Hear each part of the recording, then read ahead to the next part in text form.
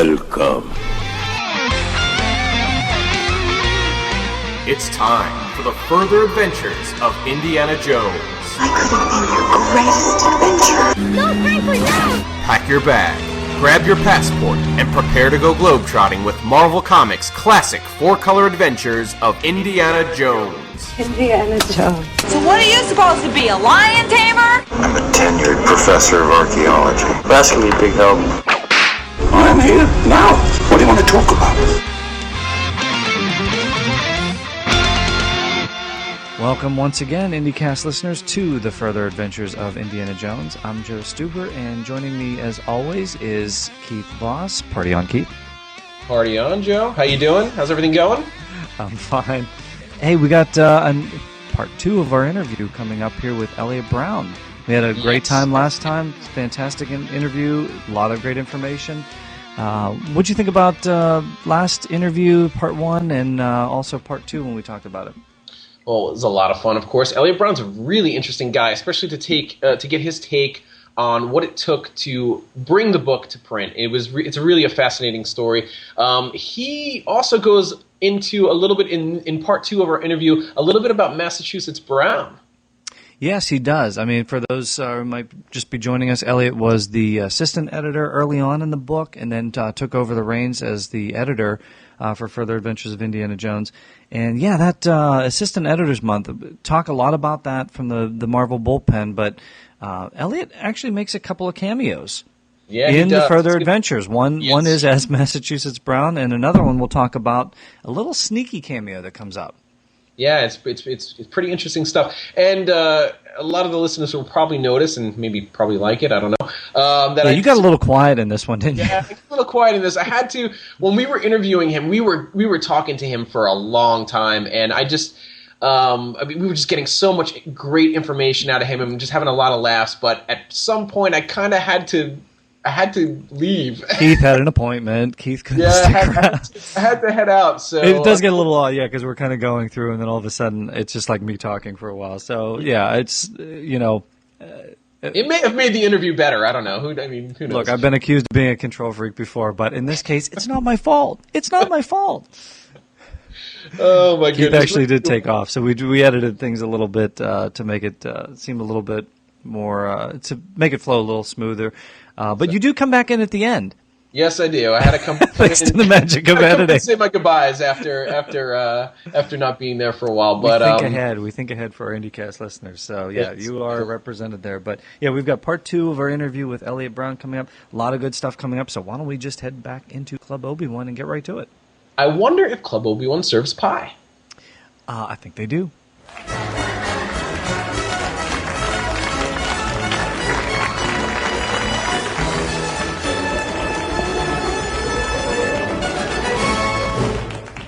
Issue 19, Dragon by the Tail.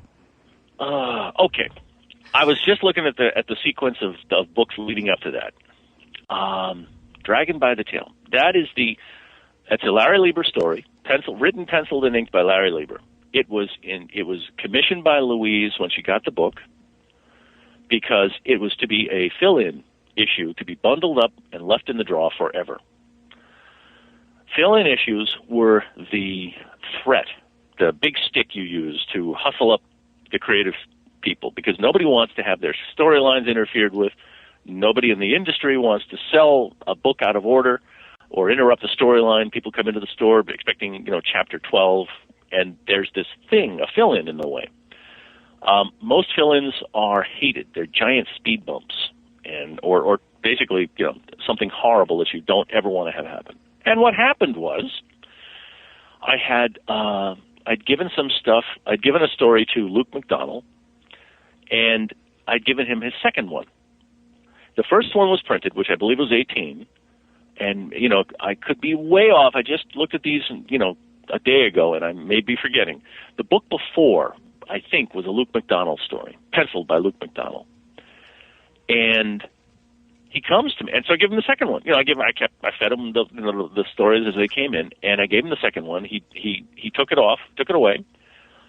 A few weeks later, he comes back and he hands it to me. I can't do it.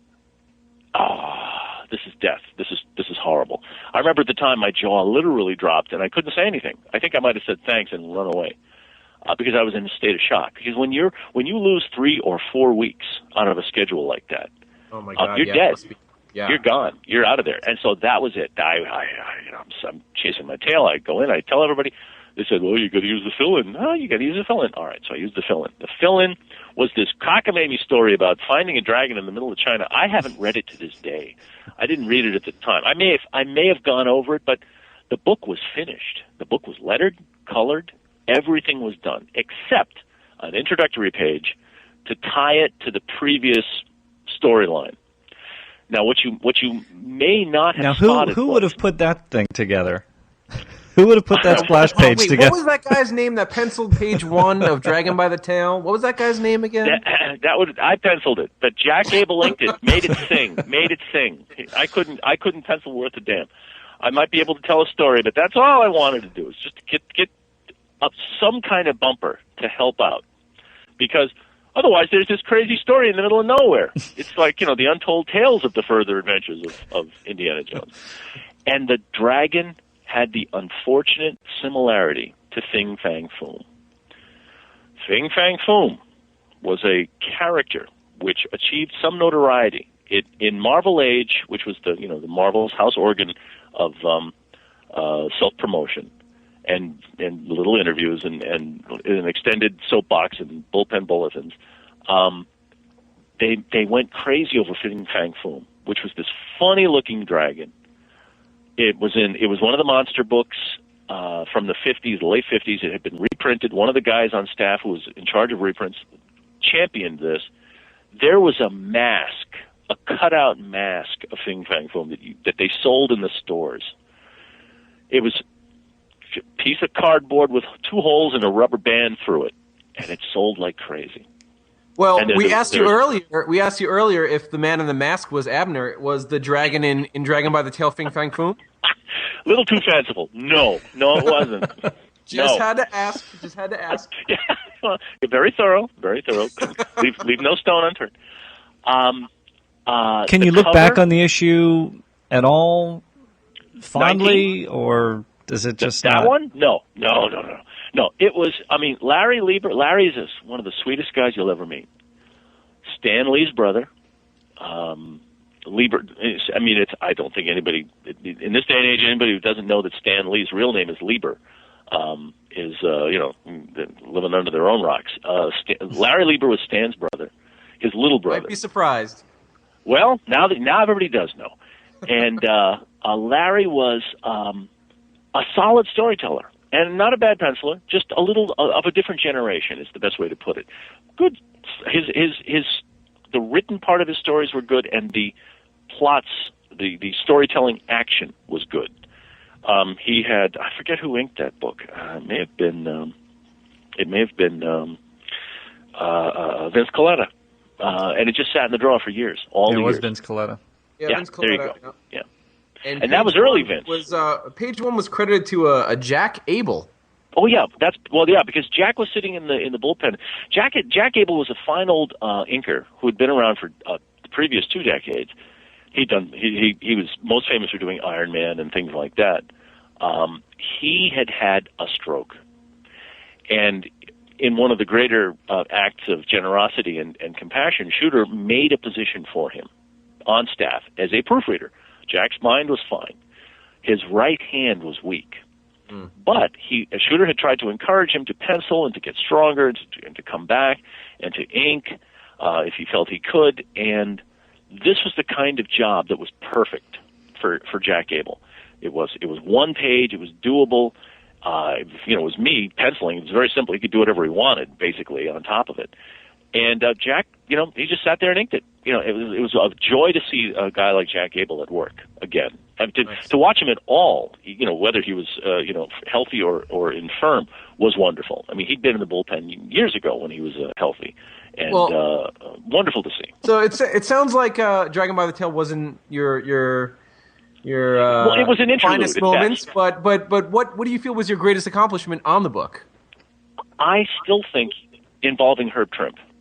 was the thing that I'm proudest of. It was the perfect match in my mind. If being an editor in comics is exercising style, then I think, and taste, I think that compelling the world to see Herb's version of Indiana Jones was the best thing I could have done. It was just the right key in the lock, that sort of thing. And the fact that Herb had to work with Michelini didn't make Herb very happy. I'm pretty sure I can say that out loud. That's what got him off the books when it did. Michelini was staying on, and Herb was getting. It's hard working with somebody else's ideas. It really is. If especially when you've had a taste of what you want to do. When you're 3/4 of the way there, you're drawing the character, you're drawing the backgrounds, you're living in the world of an Indiana Jones, and you're in the 30s already. That's what you do, and then you have to slow down and tell somebody else's story. Oh, he wants to see the hand on the knife. Then he wants to see the knife raised. Then he wants to see the. Herb might do it a different way, and it's this is where the people. This is where the personalities come in. You see the printed book and you see a finished, accomplished thing, but getting to there is a big job. It's a lot of work. One of the things I joke about, and this may be parenthetical, but I say the nasty secret of comics is that we all know that comics come out every month, but we don't know that it takes about 6 weeks to make a comic. That's the trouble with comics. You are stuffing 6 weeks worth of work into a month. And something happens. It just doesn't work. That's why most of the books are late all the time. And that lateness catches up. Ultimately, what you wind up doing is you can see the lateness in the books. The one thing that happened, which you might not have noticed in the book before 19, at the last page of 18, is the title of the dragon story. It was literally glued down or scotch taped down as the book left the door, because that's when we realized we had this thing in the drawer and we could make it print, on time. We could get the schedule back, and that's what happened. We threw that together and stuck it down, and that's why there is a continuity. The word continuity has been maligned and abused and scorned outside of comics, but inside of comics, it's what everybody worked for. Fighting for everything that happened in the panels and between the panels to make sure that the story made sense, that the ultimate story made sense, that the character was whole, that the sequence of events made you turn the page, so that the continuity of page to page, of panel to panel storytelling was not broken. And that's one of the reasons that fill-in books were such a nightmare. Were to be avoided. Now, page 1 of Dragon by the Tail, we have sort of an appearance by Eliot Brown there. You sort of jumped into the book and helped out there, but that's not the first, or that's not the only cameo that you have. That's right. Indiana Jones had traveled to Barcelona at one point, and he had a little bit of company there in Barcelona with him too, didn't he? Issue 11, page 12, or if people want to start pulling out the box, the last panel. Yep. What can you tell us about that cast of characters in that picture? Because the original pencils, those aren't the same people that are in the finished art. Kerry Gamble. Kerry Gamble is one of these preposterously talented guys who was besieged by the creative monsters. He had to draw every little. His pencils were magical. You could, if you could pour the ink on and then scrape it off quickly enough so that it just stuck to the pencils, you'd get an incredible job. Unfortunately, he was really slow, and so ultimately his pages would come creeping in dribs and drabs, and we struggled to get his stuff done by the same guy so that there was a look to the book. But occasionally, the inker fell apart. Too. Sam De La Rosa, good old Sam, he would send in a couple of pages that were kind of scanty. And so Wheezy says, we got to get these done. And I say, well, I'll do it. And once again, opening up my mouth. And there I am. Yes. As a tweak to the nose of Sam De La Rosa, I added myself into the background of that page. You're watching the Shell game. Yeah, pretty much. That's right. That's me. Yeah. And that wasn't the only time that you made it into the book. At one point for Assistant Editors Month, Massachusetts Brown. Yeah, all of our listeners know about Indiana Jones, but they might not have heard about Massachusetts Brown. I'm afraid not. No, if they're lucky. I'm afraid not.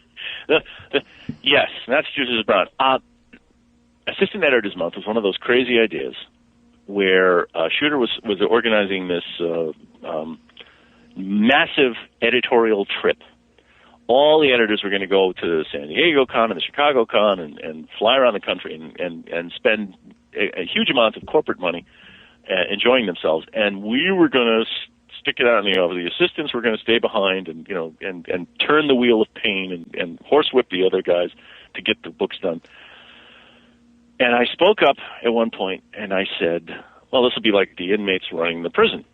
And Shooter turned that into Assistant Editors Month, like we had taken over the place. So I'm here to tell you first that was a lie, a filthy lie. It was all by design.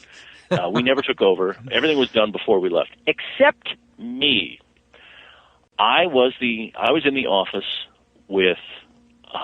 In fact, as I'm looking at the timing, I may still have been Louise's assistant by the time it was printed. Yeah, this is issue 13, so this is your last hurrah as assistant editor on the book. Yeah. But remember, everything is backed up 3 months, and then Assistant Editors Month was planned the month before that. So this was quite a mess of logistics when you really start thinking about it. But I was in charge of the of licensed titles. I was the assistant editor on licensed titles. Indiana Jones, the X-Men, not the X-Men, I'm sorry, Star Wars. Also, X-Men, I didn't feel I could change anything because something terrible was happening. And, to throw me in the middle of this would have just been a note of slapstick in a funeral or something that wouldn't have worked. So I did something else, Marvel Universe-ish for X-Men. But Indiana Jones, I figured I'll make fun of it all. And I imitated the running through the temple sequence with the arrows flying at you. Yeah, you didn't actually get hit with a. You didn't actually get hit with a pie, though, did you? At Marvel, that never happened. Not me. Not me. Grunwald and Carlin used to throw pies at each other. Just for our listeners who don't happen to have the art in front of them, we'll put this up on the IndyCast Flickr page. But describe what's going on. You're basically it's you as Massachusetts Brown trying to get a late book down the hallway, right? Yeah. I made a Xerox of the front page and stuck it down on the page. I penciled that page. And you made it to the end of the hallway, almost, sort of. Just, yeah. Before Virginia you Ramita. That darn pie. She finally got me. Yeah. Hit him with a pie. Your time as editor on the book itself. I'm looking at the books that when you became a full-time editor now, 14 through 21. Looks like Ralph Macchio came in and edited 22. So why leave Indiana Jones? Oh, I was booted right the hell out of there. Oh, I that. If you look at the cover, which is the cover? One of them has a plane chasing Indy. 21. Right. Okay. That the Cuban cover, Connection. The Cuban, right. That cover was penciled and inked by me and Jack Morelli. The sugar canes to the left and right and the bullet hits are done by Al Milgrom, who was sitting in the bullpen. The figure in the middle was penciled and inked by, I just blanked on his name. Oh, shame on me. I had drawn an Indiana Jones underneath that was horrible. And Shooter said, it's horrible. And he had, whoever was sitting in the bullpen at the time, which was, I am stuck on the wrong name, and I'm not even going to say it out loud. Well, Luke McDonald did the pencils for the book. He did the pencils in the interior. Well, this is the one that I was screwed over on. Right after this was the one where Luke turned the book back undone, and that's it. I was dead. I was running around a dead man, and this cover was what came out at the last minute, because usually the cover is the last thing you do, and Luke had eliminated himself from the process, and that's why I did this cover, because Luke wasn't around to do it. And it was pretty bad. It's a fairly weak cover. It's okay, but it's just okay. So this was a cover by committee? It wound up being so, yeah. Mark Texiera. Okay. So, cover 20, the running figure of Indiana Jones, was quickly thrown together by Mark Texiera in the bullpen. Shooter went out and said, "Here, you gotta fix this. Redo this. This stinks. Brown did this. It stinks." And that's what he did. I have this cover somewhere. I peeled up the photostat years later, and I looked at it, and it was pretty bad, but it wasn't that bad. All somebody had to do was go over it with a brush, and it would have looked a lot better. Jack Morelli. Jack is a dear old friend. He and Rick were letterers together for years in the bullpen, and Jack is still one of my dearest, closest pals. He and I, we said, we can do this. You got a brush, you got a pen, here, go work on it. So he literally inked Indiana Jones with a lettering pen, which is pretty funny. Came out okay. I should drag that out and see if I can clean it up and scan that and send it along to you, because it's illuminating. Yeah, please do. We'd love to put that on the website as well. Yeah, yes. If it works, I will. So is this sort of the between 20 and 21? Is that what exactly did Shooter? Well, who booted you off, Shooter? Oh yeah. What was the issue? What was the Eliot? Okay, come on, sit down. We need to have a talk. That's what this is my ultimate dissatisfaction with the entire situation. We did not really talk. He said something at the time, which I think he was trying to spare my feelings. I don't really know. I honestly don't know. We never talked about it again. I went in with the cover, and I stuck a voucher on it. Now, that, it turns out, years later I find out that was the mistake I had made. A voucher is how we got paid. I had charged him for pencils and inks. It's a conflict of interest for an editor to assign himself work, which makes a lot of sense. My problem was that I'd done this overnight, one night to the next, one day to the next. If I had not put in the voucher, it would have been okay. If I'd done it for free, it would have been okay. I didn't understand that nicety at the time because it had never happened before. I'd seen plenty of editors handing in work and vouchering for it. It turned out that you had to do it in the right way. I didn't understand that right way. That was the real problem. And Shooter didn't know that I didn't know. So he assumed I was doing this, for whatever intentionality, would be indicated by me just handing it in. I would have thought he'd have seen that I was ignorant at that point. But that's what he said at the time was that I had been rude to Virginia, which is quite likely because I was rude to Virginia many times. Her authority becomes ultimate when you blow the deadline. She can literally take books away and have it done by the mailroom guys if that's what she wanted. And this is Virginia. Virginia Ramita, who was the nice traffic lady. She's the lady who throws the pie in my face. That's what I was going to bring up. Yeah, is that? Yeah, that's the one. Hit her with a pie. That's right. That's me. Pointing a finger at you at the end, which ultimately became a very ironic panel, didn't it? She did that a lot. We had many a go round in the bullpen. She and I. She's a lovely lady. She's John Romita Senior's wife, and she's a very smart lady, very very nice. But when you cross her, like mess up your schedule, her beautiful schedule, she'll kill you. She'll rear up on it as a monster and swipe you. Oh, Massachusetts Brown, the trouble you get into. It's true. It was true. But even looking back, go ahead. Go ahead. No. The summation of the thing was that this is the cover that got printed. This is the Luke McDonnell issue that's wrapped around it. This is wrapped around. I thought was okay, and the strength of it was Michelini's plot, which was very good. The second part, there was no second part because McDonnell turned the book back without letting me know quickly. If he'd done it within a week, I might have been able to pull something together. But at the end of 4 weeks, which is when he handed the book back, I was dead. And that's Steve when Ditko. Steve Ditko came in. Comes in. Yep. I said, well, what am I supposed to do? And Tom pokes his head out like, he comes through a hole in the floor like a stage devil, and he says, Steve Ditko's looking for work. Oh. And Tom knew Steve well enough to believe that Steve's kind of a peculiar guy, and his whole notions of heroics and who's a hero and what's not heroic, very, very rigid and to his own design.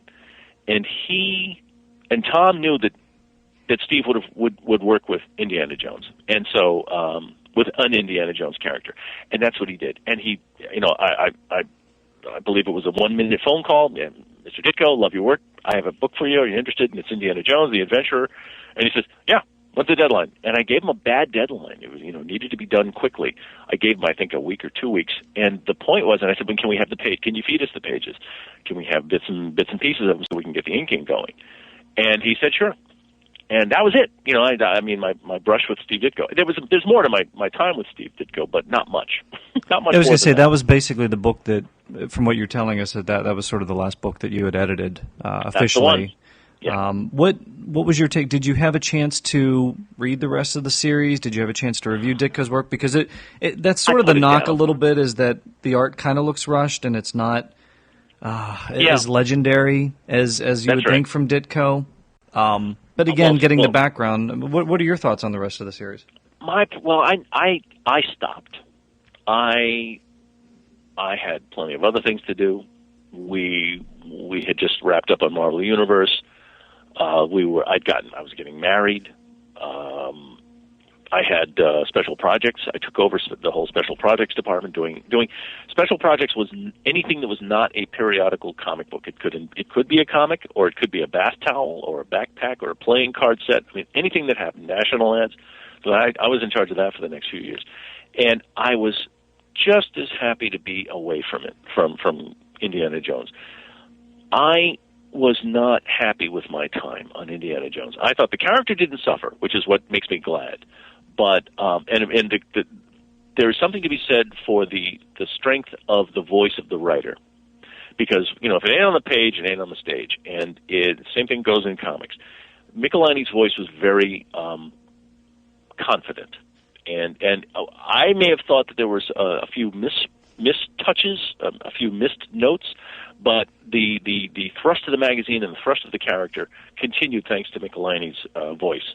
And because of that, the book is as good as it is. I have to say, quite simply. I think Herb was a solid renderer. He told the story well. The guys that came in, Steve Ditko. I mean, Ditko's not a bad storyteller, but yes, rushed. Yeah, that was rushed. We put a gun to Steve's head and made him cough up pages before he wanted to let go of them, and they were handed out to a bunch of inkers. Now this is Steve Ditko doing a full-blown comic book. Inkers popped out of the woodwork. As soon as one person heard, a lot of people showed up. And we're talking, guys like Lee Aloha, who didn't do much. Well, he'd put down whatever he was doing to work on Steve Ditko. So I was lucky I was able to take advantage of that situation and get Steve Lee Aloha and Al Milgram and Terry Austin to take 4 pages apiece and put them all together. Yeah, when you're looking at 21, which was your last book, it mentions inks. Is it Wysack, Leola, Lee Aloha, Abel, Milgram, Potts, and Norton? Thanks, gents. Yeah. Because they literally turned those pages around within 2 or 3 days, all of them, which is a lot to ask. I mean, I may have sounded incredulous that Vinnie Coletta could do a 20-page book over a weekend, but these guys, inking had changed by the time these guys were around. They wanted to do the best job they could. And Vinny threw lines in, and they were perfect because Vinny's hands were extraordinary. These guys came in, and they wanted to do their usual best job. A guy like Terry Austin takes his time, puts in 1 million lines. Lee Aloha with a golden outline, a magic single stroke. That's how you know Lee Aloha's work. The book looks as good as it does is strictly a testament to those guys' talent. Period. Nothing I had to do with it. I was the hands that shuffled the pages through the bullpen. Otherwise, it's them. Can you look back on the book and see through the chaos, see through the troubled times on the book and the rushed deadlines and even poison pies being thrown in your direction? Do you think you can look back and see it differently than you did then? Actually, I can. I was delighted to take in plot points that Michelini had thrown down. And my criticism at the time is still valid. He talked about them, but they were good plot points. They were good stories. They emphasized the character. They really did. He tried very hard to put the character in a threat that was of the character. He would put them in a conflict. He would have it would be the lust for the gold and the history versus saving lives. Things like that. I mean, it's fairly straightforward now, but back then, yeah, it was, we weren't too used to seeing that kind of a nobility in the character. And yeah, I think the character's still good and still strong, even through the crazy ripple glass of time and all the different creative inputs. I had lingering resentment and anger about the books, but when I would flip through the books, they looked pretty good. They were the comics. It's hard to remember. It's like a bumper sticker. You see a bumper sticker on a car, and you read the bumper sticker, and that's funny. Then you get hit by the car. So it's a different level of interaction. And that's kind of what the comic book is. The finished printed page represents about 15 people's slave laboring like nuts to get it done. And all of that is completely separate from what appears in those ink lines and scritchy, scratchy words. The books are wonderful. The books do stand on their own. They're elemental in the purity of the character, strictly because the writer was the lens of the character, and the character shines through nearly perfectly because Michelini was a big fan of the movies too, and like a true professional, he could take the strongest elements of the movies and focus in on them. Best part about Michelini was that he really focused in on the characters and tried very hard to work within that world. That's what I think is the best thing about looking at the books again as pure books, not the product of me and or Louise or anybody else. The books as things to hold in your hand and flip through. That's what I take away from that. What are you working on now? I have a crazy book about the Titanic that I want to do. I'm finishing up a book, an anti-smoking campaign book for teens. Somebody got in touch with me to do. Very sweet of them. It's a crazy pain in the neck. You're not supposed to work so hard on one thing. I'm not a very good inker, and so I didn't want to finish it. But they didn't know that I wasn't a good inker, and they thought I could do it all. I didn't want to abuse them, so I'm just finishing up the lettering on it now. That's another thing. I didn't know how to do computer coloring or lettering. Now I do. But the Titanic book, that's the project I'm very excited about. I don't know how it's going to end yet, but that's a joke. I do know how the Titanic ends. I think we may have figured out that story, but okay. I think where you take us will be fascinating. That's the idea. Yeah. What's the angle on it? What can readers expect? All right, I'll tell you. Or just give us a tease. Just give us a tease. We don't. Well, it's a pretty big tease. Actually. Don't give it all away for free. Well, that's the trouble. It pretty much does get given away for free by this, but that's okay. The ship doesn't make it, does it? No, the ship still goes down. That would be a shocker, wouldn't it? That's a Bruce Jones story. No, I'm not going to do that. Jack the Ripper on the Titanic. That's all I'm going to say. Interesting. That's all. Interesting. That's what's he doing there? I'm not even going to tell you. We'll leave it at that, and we'll coming in 2013. We'll let the anticipation grow, and then see where that takes us. Very intriguing. Very intriguing. Well, how can people find out more about this? Some of our listeners are interested in finding out more about you. Where can they go, and how can they get in touch with you? Strictly EliotRBrown.com. That's good enough for now. That's all I got. My real business is I make vacuum forming tables for hobbyists and engineers and things like that, little vacuum forming tables. And that's warmplastic.com. But that's not really very comic oriented. So it pays the bills. Some of them anyway. EliotRBrown.com is the main site, though. Oh, very cool. And anything like a Facebook page or anything coming up that we can look forward to? Yeah, I got a Facebook page. I don't use Facebook very well. I've been thinking I should learn and try to make use of this whole social network business, but no, I'm not. Or as some people refer to as the antisocial network? I'm afraid so. It's a social disease. I'm not there yet. I can't do it. I may. I don't know. I keep telling everybody says, "Oh, you've got to use Facebook." Oh, you should. You really should. No. I just. Anytime somebody says you have to do something, it almost makes me want to. It makes me want to turn away. Yeah. Well, but I know I should. You know, we're having fun going back through these books now, and certainly with the new movie. They came out a few years ago, and they're talking about Indiana Jones 5 and coming out in Dark Horse. Here's what bothers me. All right, you brought up that movie. Here's what bothers me about that movie. When a Crystal Skull. Okay, let's get your thoughts on Crystal Skull. There you go. I didn't like the movie very much. What bothered me was, and I didn't realize how little I liked it until this one scene, and then I really didn't like it. When Indy is being interrogated by the Men in Black, by the feds, they are referring to stories of him being, working for the government and doing anti-spy stuff and counterintelligence. Those stories sounded more interesting than the one that we were currently in, and that bothered me a lot. So that's why. That's the movie I want to see. Well, what would you do with it? Okay, the phone rings tomorrow. Elliot, we need you to edit a book, or we need you to do some pencils or script a plot. We've got the Zeppelin thing coming out. We want that. Right. What would you What would you do with the character right now? Somebody wants Dark Horse wants an Indiana Jones book in a couple of months. I would have him exactly the way that movie went. The subplot that was mentioned and then ignored. Indiana Jones is an adventuring archaeologist who was working for the CIA just after World War II. Right after the incidents in the third movie, and he'd be going around the world, picking up artifacts and finding truths, fighting for democracy, fighting the commies. That's basically what I would continue doing. He'd be running into some fantastic things because there was the element of the fantastic in Indiana Jones, and that's what Michelini emphasized, and that's what I would have emphasized as well.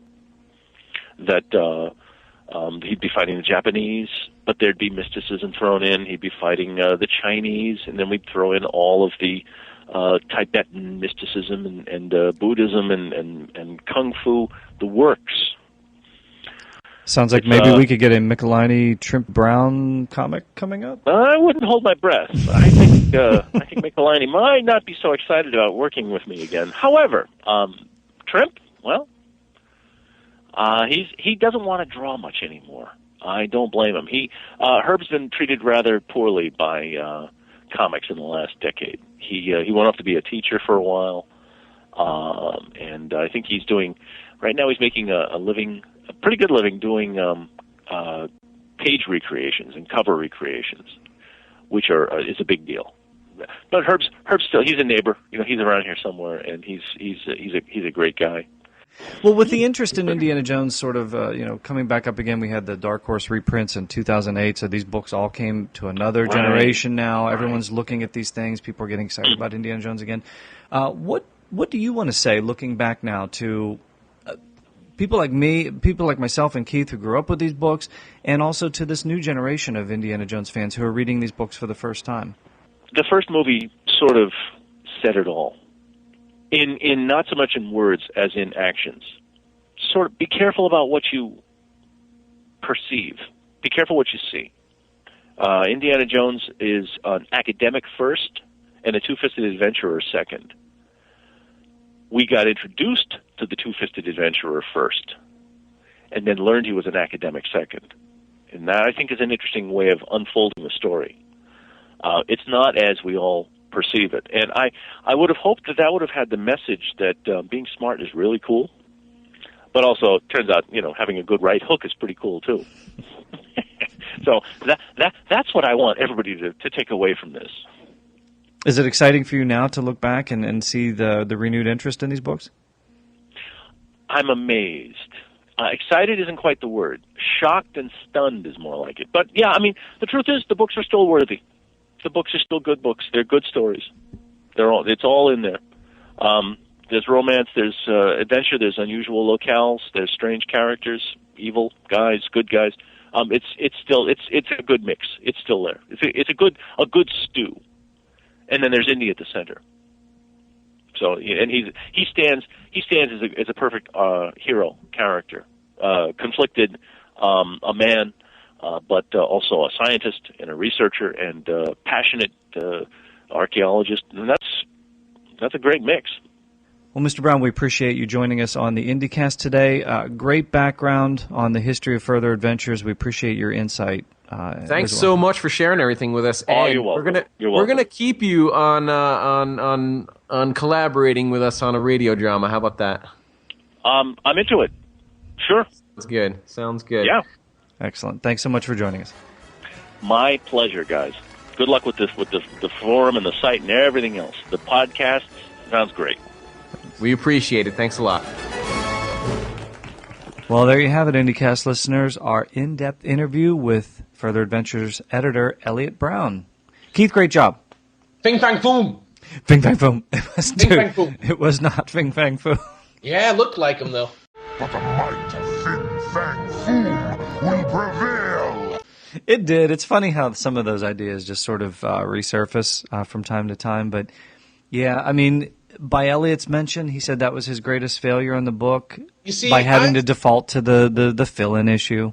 I'm sorry, I disagree with that. I don't think it was the greatest failure. I actually had a lot of fun reading Dragon by the Tail, but we'll get to that when we actually review Dragon by the Tail, because we have a lot to talk about with that. Yeah, but, and probably one of those issues too, or those deals where, you know, when you're so inside of a project, you can't see outside of the project. Yeah, exactly. And so you're frustrated because something didn't happen the way it was supposed to happen. So I think people beat themselves up a little bit more than they should on things like that. Boy, it's one of the craziest indie tales, so give it points for that. It is. I mean, it's indie grabbing a dragon by the tail. Yeah. I mean, you know, what talk else about truth can in you say about advertising. What more do you want? But it did make the way for it made the way for the legendary Steve Ditko. Man, that's crazy, isn't it? When you think about Further Adventures of Indiana Jones, and when you think about Steve Ditko, you think Spider-Man, obviously. You think kind of a reclusive individual. But Further Adventures of Indiana Jones isn't the thing that springs you immediately to mind.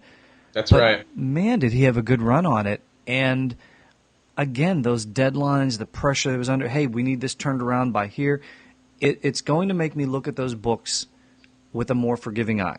Again, we are finding out so much more than we ever knew about these books, and it's making me love them even more. Yeah, and I tell you, there's a documentary online of a British journalist who tried to. I think it's called Finding Steve Ditko or Searching for Steve Ditko. I forget what it was. I was watching a little bit of it, but he just won't do interviews. I mean, it's just not going to happen. It's sad. But can you imagine if there's any chance in the world of talking to Steve Ditko about Indiana Jones?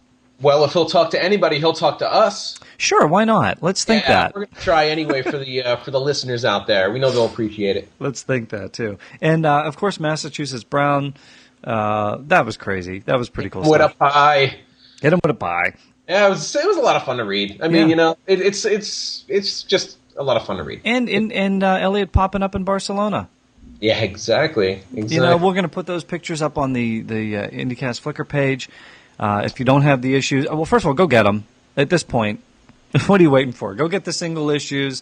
Or the omnibus. Get the omnibus. Yeah, get something. You got to see what we're talking about here. But if you don't have them, we're going to put them on the IndyCast Flickr page so you can check it out. Really cool stuff. So our thanks to Eliot Brown. Amazing interview, amazing guy. He is really cool to talk to. Go check out his website, eliorbrown.com. You're going to see his technical drawings. You're going to see all kinds of stuff that he's been involved with. And you're going to see those pictures that he took from the Mighty Marvel Bullpen back in the day. All the people we're talking about, it's documented right there on his website. Great stuff. Great stuff. He's good. And we are getting your emails. We do appreciate them. We've got a few emails on issue 4, as we mentioned last time.